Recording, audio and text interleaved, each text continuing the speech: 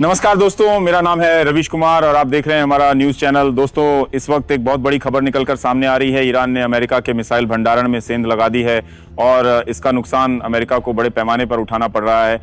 एक ऐसी रिपोर्ट सामने आई है जिसने अमेरिका के राष्ट्रपति ट्रंप की नींद उड़ा दी है। दूसरों की मदद करते करते अमेरिका खुद कब कंगाल हो गया, इसकी जानकारी अमेरिका को भी नहीं हुई। जो नुकसान ईरान ने अमेरिका को पहुंचाया है उसकी भरपाई करने के लिए अमेरिका को 2 से 3 साल लग सकते हैं। इस खबर पर विस्तार से बात करेंगे, लेकिन उधर इजराइल ने अपनी सेना, अपने अधिकारियों को एक बहुत बड़ा आदेश जारी कर दिया है जिसमें कहा गया है कि सभी अधिकारियों को कुरान पढ़ना होगा और सभी अधिकारियों को अरबी सीखनी होगी। आखिरकार नेतन्याहू ने यह आदेश जारी क्यों किया है, इस पर भी विस्तार से बात करेंगे। उधर दोस्तों, यमन इजराइल के साथ जंग का दायरा बढ़ाता चला जा रहा है और रात में ही यमन ने इजराइल पर एक हाइपरसोनिक मिसाइल छोड़ी है, जिसके बाद पूरे इजराइल में सायरन बजने लगे और बड़े पैमाने पर नुकसान पहुंचा है। उधर दोस्तों, यमन के हूथी ने अरब देशों से कहा है तुरंत अपनी सीमाओं को खोलो, हमें इजराइल में जाना है। दोस्तों, 17 लाख हूथी हमास के साथ इजराइल के खिलाफ जंग में कूदने जा रहे हैं, जिससे इजराइल की सेना मैदान छोड़कर भागने लगी है, जिसके बाद इजराइल को बहुत बड़ा झटका लगा है। दोस्तों, बताएंगे सब कुछ इस वीडियो में आगे विस्तार से, लेकिन उससे पहले आपको ये वीडियो बिल्कुल अंत तक देखना होगा। दोस्तों, वीडियो शुरू करने से पहले आपसे हमारी एक छोटी सी अपील है, वीडियो को लाइक और शेयर कर लीजिए, चैनल को सब्सक्राइब करके घंटी जरूर दबा लीजिए और आप हमारी ये वीडियो कहां से देख रहे हैं हमारी इस वीडियो के नीचे कमेंट सेक्शन में जरूर लिखें। दोस्तों, ईरान के एडवांस बैलिस्टिक मिसाइल हमलों से इजराइल को बचाने के लिए अमेरिका ने अरबों डॉलर के मिसाइल स्टॉक खत्म कर लिए हैं। खुलासा हुआ है कि अमेरिका के थर्ड एयर डिफेंस सिस्टम के 14% स्टॉक खत्म हो चुके हैं, जिसके बाद अमेरिका को फिर से इस स्टॉक को भरने में कम से कम 3 से 8 सालों का वक्त लग जाएगा। अमेरिका के यहूदी राष्ट्रीय सुरक्षा संस्थान के शोधकर्ताओं की तरफ से किए गए विश्लेषण से पता चला है कि ईरान की 12 दिनों की बैलिस्टिक मिसाइलों की बमबारी को रोकने के लिए इजराइल ने आधे से ज्यादा अमेरिकी एयर डिफेंस सिस्टम के इंटरसेप्टर्स का इस्तेमाल किया है। करीब आधे इंटरसेप्टर अमेरिका के terminal high altitude area defence system यानी थर्ड एयर डिफेंस सिस्टम से दागे गए थे। इस रिपोर्ट को लिखने वाले एरिस इक्रेल ने कहा है कि अमेरिका के थर्ड एयर डिफेंस सिस्टम ने इजराइल के एरो 2 और एरो 3 इंटरसेप्टर के साथ ईरान की 574 मिसाइलों में से 201 को सफलतापूर्वक नष्ट कर दिया। बाकी मिसाइलों को दूसरे डिफेंस सिस्टम ने नष्ट किया। लेकिन अब चिंता भविष्य की हो गई है कि अमेरिका के मिसाइल भंडार से जितनी मिसाइलें इस्तेमाल की जा चुकी हैं उन्हें भरने में 3 से 8 सालों का वक्त लग सकता है। इस रिसर्च रिपोर्ट में कहा गया है कि 92 थर्ड इंटरसेप्टर्स ईरान के मध्यम दूरी की बैलिस्टिक मिसाइलों को रोकने के लिए दागे गए, जो कि अमेरिका के कुल अनुमानित 632 थर्ड मिसाइलों के भंडार का एक बड़ा हिस्सा है। जिनसा की एसोसिएट डायरेक्टर सिकुरेल ने कहा है कि इसका मतलब ये भी है कि हमें अपने भंडार को तेजी से भरना होगा और पहले होगा। पेंटागन ने बुधवार को जिनसा के अनुमानों या संभावित इंटरसेप्टर की कमी की चिंताओं के बारे में पूछे गए सवालों का तुरंत जवाब नहीं दिया। आपको बता दें कि थर्ड इंटरसेप्टर को लॉकहीड मार्टिन ने बनाया है, जिनमें से प्रत्येक की लागत करीब $12.7 मिलियन यानी करीब 106 करोड़ भारतीय रुपए है।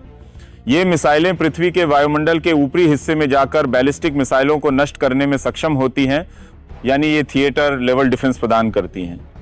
जहां पैट्रियट मिसाइलें सस्ती और तेजी से बनने वाली होती हैं, वहीं था ज्यादा एडवांस और लंबी दूरी का एयर डिफेंस सिस्टम है। रिपोर्ट में यह भी बताया गया कि ईरान ने जब कतर के अल उदैद एयरबेस पर हुए हमला किया था, उस दौरान 30 पैट्रियट मिसाइलें भी दागी गई थीं। जिनसा की रिसर्च रिपोर्ट में कहा गया है कि 2024 में अमेरिका ने सिर्फ 11 थर्ड इंटरसेप्टर ही खरीदे और 2025 के अंत तक अमेरिका को 12 और थर्ड मिलने की उम्मीद है। इसके अलावा 2026 तक कुल 25,030 मिसाइलें ही और जुड़ पाएंगी, यानी स्टॉक की भरपाई काफ़ी ज़्यादा धीमी रफ्तार से होगी। लेकिन अमेरिका के सामने फिलहाल दिक्कत ये है कि वो पहले अपनी ज़रूरत को पूरी करे, यानी पहले अपने स्टॉक को पूरा करे, या फिर सऊदी अरब को थाद सिस्टम की आपूर्ति करे, जिसके लिए उसने $15 अरब की डील कर रखी है, जिसके तहत सऊदी 360 मिसाइलों की खरीद करने वाला है। इसके अलावा कतर ने भी $42 अरब का थर्ड एयर डिफेंस समझौता अमेरिका से कर रखा है और उसकी डिलीवरी देने का भी प्रेशर अमेरिका पर है।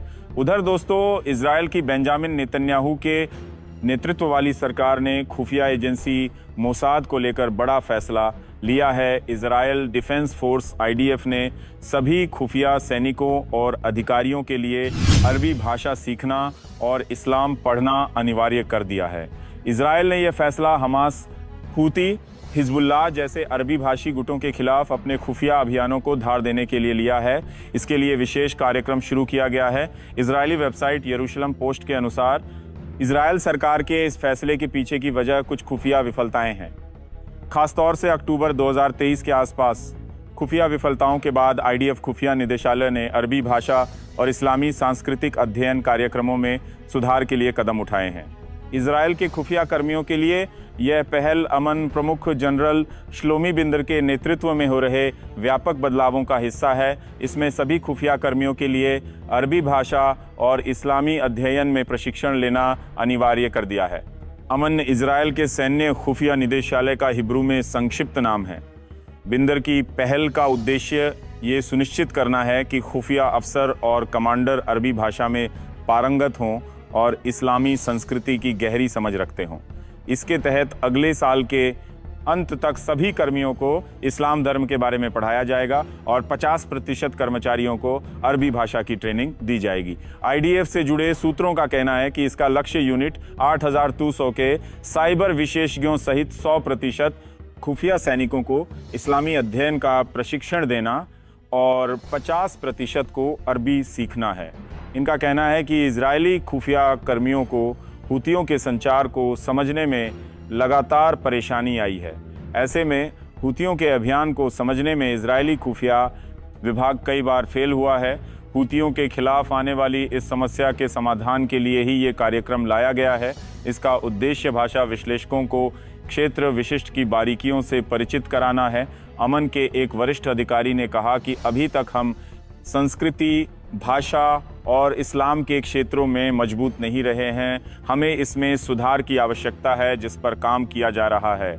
उधर दोस्तों, यमन ने इजराइल पर बड़ा हमला किया है।